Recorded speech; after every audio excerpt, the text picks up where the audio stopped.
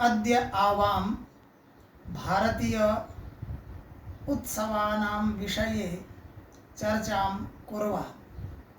दीपावली पर्व कदा भवति? कार्तिक मासस्य अमावास्यायां होलिका पर्व कदा भवति? फाल्गुन पूर्णिमायां रक्षाबंधन पर्व कदा भवति? श्रावण पूर्णिमायां श्री कृष्ण जन्माष्टमी कदा भवति?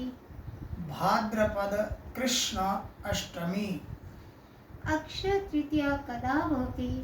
वैशाख शुक्ल पक्ष तृतीयायां महाशिवरात्रि कदा भवति?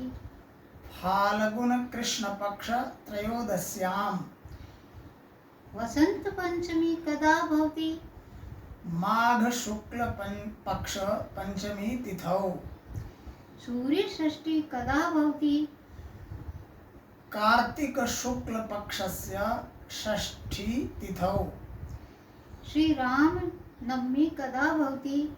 चैत्र शुक्ल पक्ष नवम्यायां